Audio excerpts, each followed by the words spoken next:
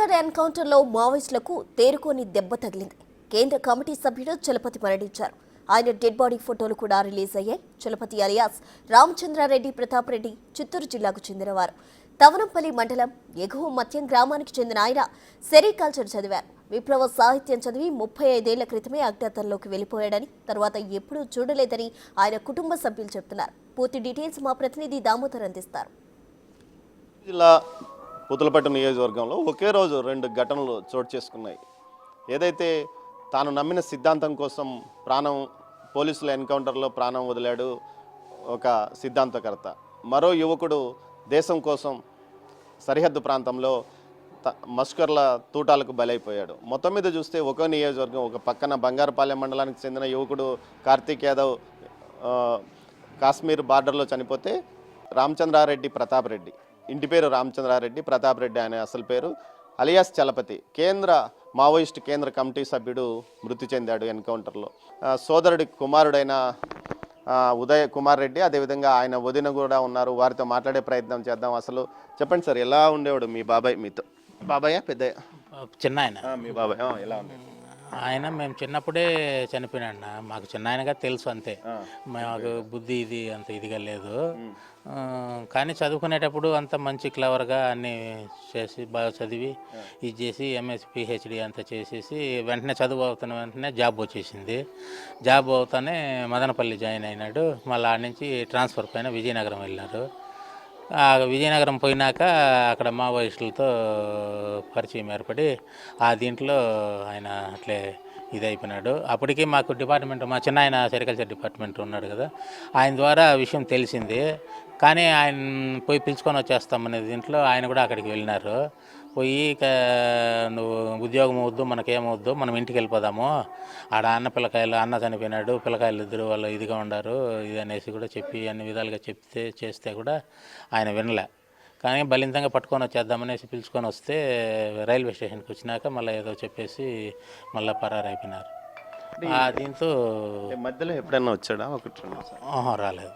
మీరు అసలు ఆయన చూడలేదు అంటే, ఏదైతే అజ్ఞాతంలో వేయించిన తర్వాత మీరు పెద్ద అయిన తర్వాత ఇప్పటి వరకు ఆయన చూడలేదు.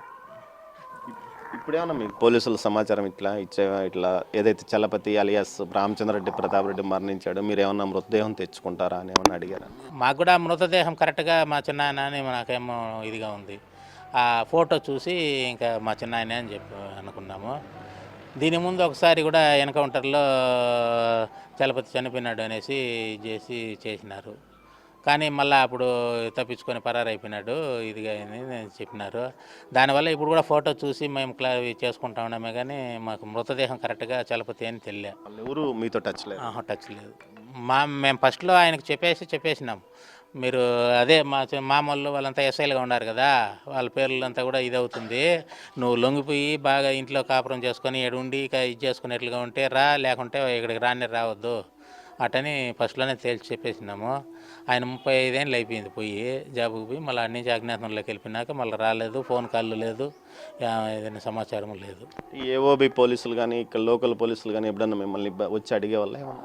3 నెలలకు ఒకసారి పోలీసు వాళ్ళు అంతా వస్తూ ఉండారు, చేస్తూ ఉండారు. ఇది మరి చెప్పి మేము ఉండేది చెప్తా ఉన్నాము, ఇది చేసుకొని పోతూ ఉండారు అంతే. మళ్ళా ఇప్పుడు నిన్న జరిగినప్పటి నుంచి విలేకరులు వాళ్ళు వచ్చి ఇది చేస్తూ ఉంటారు. మీ మరిది మీతో ఇక్కడ ఉండేవాడా? ఎలా ఉండేవాడు? బాగుంటా అన్నాడు మా. గొడవలు దిగేది ఏదన్నా ఉండేవాడు? అట్లంతా ఏం, చాలా మంచి పిల్లోడు మా, మంచి ఇంటెలిజెంట్ ఉన్నాడు.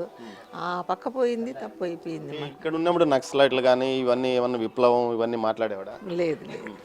బుక్స్ మాత్రం తెచ్చి చదువుకుంటా ఉండే, జాబ్ చేసేటప్పుడు వచ్చి ఏదైనా చదువుకుంటా ఉండే, విప్లవానికి సంబంధించిన పుస్తకాలు చదువుకుంటా ఉన్నాడు. ఇక్కడ మీరే చెప్పలేదా ఇక్కడ ఉండిపోండి ఎందుకు అవన్నీ? చెప్పినాము, మేము జాబ్ అక్కడ కదక, నేను ఈడుంటే ఎట్లా, నేను జాబ్ చేయొద్దా అనేసి అని.